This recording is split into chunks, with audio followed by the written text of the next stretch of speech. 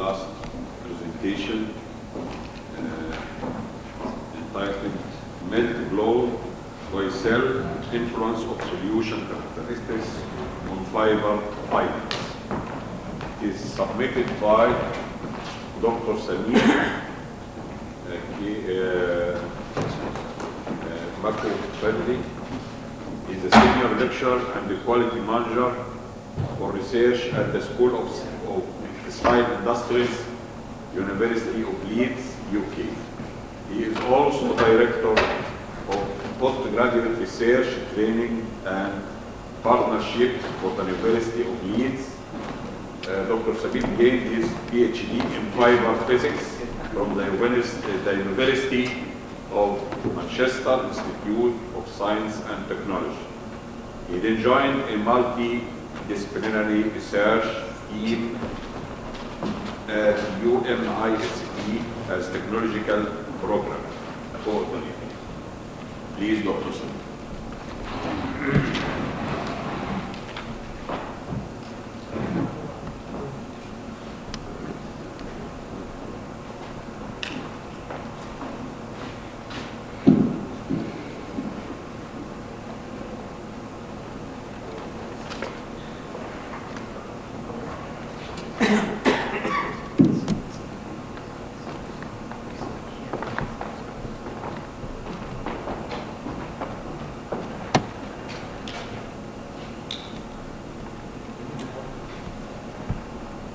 Good afternoon, ladies and gentlemen. My name is Samir Mukhopadhyay. I'm the presenter of this research, but the hard work was done by my researcher, Ms. Sharon Tang. And the topic is melt-blown lyocell. So it's quite an extensive research program. But this particular presentation, I am going to talk about the influence of solution characteristics on fiber fineness. The outline of my talk, I'm going to briefly mention because it might be new to some of you, but about lyocell solution and the melt-blowing system.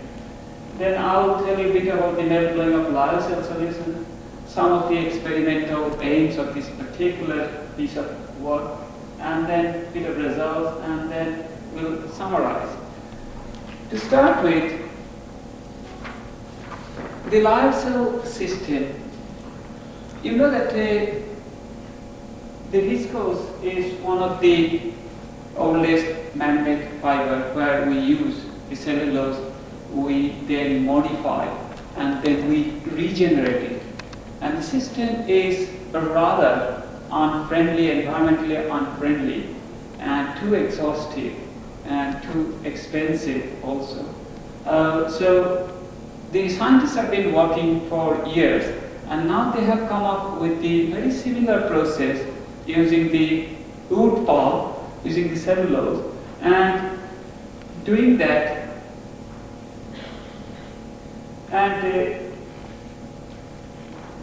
So where we use the different types of organic solvents here, which is N-methyl morpholine-N-oxide. Those who are chemists, they know the abbreviation NMMO with the stabilizer. And then it is dissolved without being modified. So it's a direct dissolution. And in terms of when it was first developed, people tried to sort of spin fibers, and that fiber was normally spun dry jet wave spinning process. And those fibers commercially with the name Tencel, Lyocell, etc. available in the market. Now, when all these things were successful, we talked to the company, Accordis, and they were very, very keen us to develop a system where we can do the melt blowing using this same thing, same solution. Now, to do the melt blowing is basically the production of fine fibers and using those fine fibers into nonwovens to create very high quality, lightweight nonwovens. So production of very fine fibers or microfibers using this technique. Then polymer to wave process, so basically fibers was spun and then it was deposited on a screen, the wave is formed. and the extrusion to attenuation collection. And normally this melt blowing of non-woven production, so far it came with the late 80s, and so far it has been successful with polypropylene and polyester, mainly the thermoplastic fibers. We, the first people, tried it on cellulosic fibers. The way the typical melt blowing technique works. Here we have got these polymers. Here we have got the polymers here. The polymer is molten here, and then it is extruded through the single orifice die tube. And from the other two sides, that we inject high velocity hot air, and the polymer flows through this high velocity air. And during that polymer traveling through this turbulent situation, it splits into many fibers and becoming microfibers, and by the time it deposited on the screen, it becomes a microfiber wave. So that's very in a simplistic term, that's the melt blowing technology. Now, the only solution, the only difference in our case with the melt blowing non-woven preparation, the Lyocell solution can be melted, extruded and blown in a similar way like the thermoplastic fibers we do. But the only difference here, the regenerating system, regenerating stage is necessary, which is required because to convert the material into appropriate fiber. And process conditions are slightly different than the typical melt blowing technique of thermoplastic materials. So, in our work, what we did in this particular piece of work, the experimental aim was to observe the influence of changing cellulosic content to see that what happens with the fiber fineness, also to change the average degree of polymerization and molecular weight distribution. Basically with these 3 points, to see their effects on the fiber fineness. What we do with the cellulose content, we use the gravimetric analysis to find the cellulose content of the solution when you prepare the solution. In case of average degree of polymerization, we use the cupramonium viscosity measurement. And with the molecular weight distribution, we use GPC to identify the polydispersity index. We used a factorial design, experimental design technique, and came up with 27 solutions, because otherwise it was going to be an endless task. And in those 3 areas, the sort of things we use between 5% to 11% cellulose content in the various solutions. Average DP was used between 500 to 1200, and the molecular weight distribution in terms of the polydispersity index, we use from 1.8 to 3.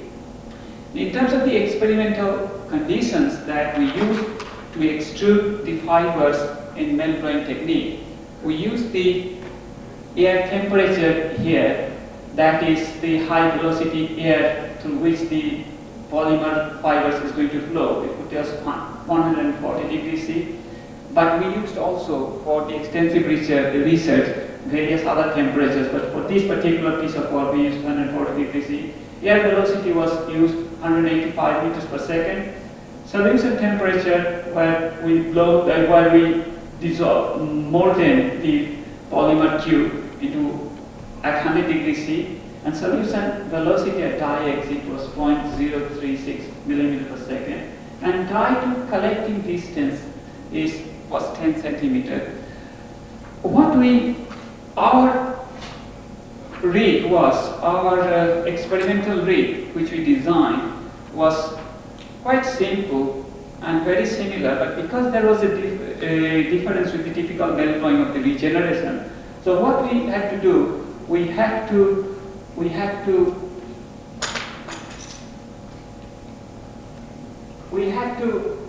sort of use this polymer chamber where we used that molten at 100 degrees C, and this orifice was on a die cast, and on that die cast the orifice was at the middle, and on the side of the die cast that the hot air at different temperature was flowing. So when the polymer was extruded, from this side and this side, and then from the other side, the hot air was blowing through this. And then when it was traveling through this, it was deposited on a rotating drum, and that rotating drum was circulating through the water bath for the regeneration purposes.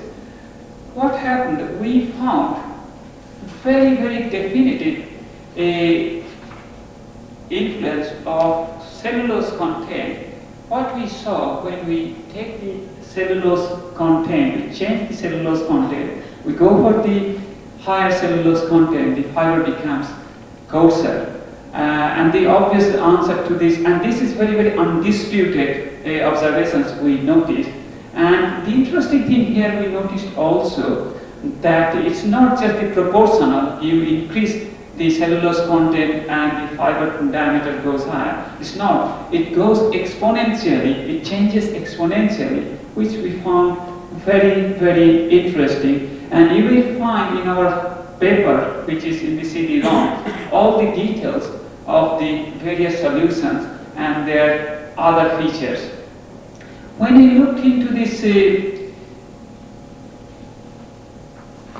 average dP, the behavior was very, very similar. If you increase the dP, obviously the fiber diameter increases. But here, more or less, we observe the behavior rather proportional rather than the exponential. And as we realize, when you go for the higher dP, the viscosity increases, and as a result of that, more mass is available after regeneration, so giving higher molecular entanglement, obviously resulting into higher diameter.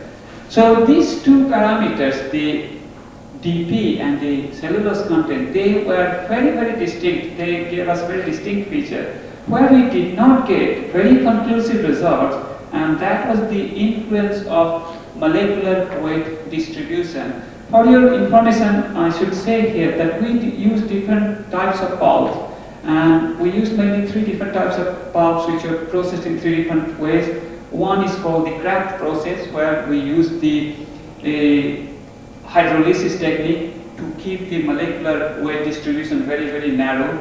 And in another case, we use the acid sulfide technique, where it became much broader. And in another case, we use the mix, where we use the different types of pulp to create a broader molecular weight distribution.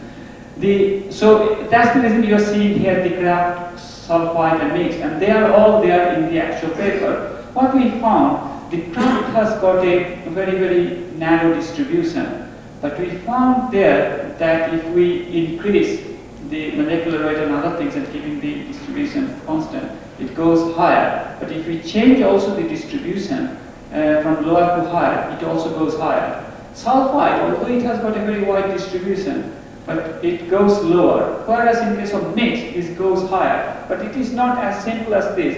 When we check with some, because we had got some 27 solutions, when we check with some other solutions, we got some different results. And my view is that a more extensive research is done in that particular variable of the molecular weight distribution. So I would say at this stage that it is not very, very conclusive. And if you look into the molecular weight distribution, the weights measured, especially with the GPC, I'm not also very sure the quality sparsity index which we get, that is also very conclusive. Anyway, based on the results, what we got, more detailed results you'll find in the paper, but what we concluded that one thing was very sure, that it is possible that to alter the fiber fineness by changing the cellulose concentration and or average dP. However, with the changing the molecular weight distribution in the way it has been done here, does not appear to be as influential, but this parameter would still affect other properties. As I said, I have just given you here the brief picture of a particular area of this project, but the project on the whole is very, very extensive. And what I did not say, that the hot air flow, when the fiber is blowing through the hot air flow, that the air velocity and temperature has got a tremendous influence in terms of the creating or changing the fiber fineness. So we kept those things constant. So obviously you cannot say that whatever I've said that is exclusively depend on those parameters. You have to take into other process parameter conditions. So my conclusion is therefore that the DP and the cellulose contents can tremendously influence the performance of nonwoven because of the fiber diameter. However, more extensive research needs to be done on molecular weight distribution. Thank you very much for listening to me. Thank you. Thank you very much.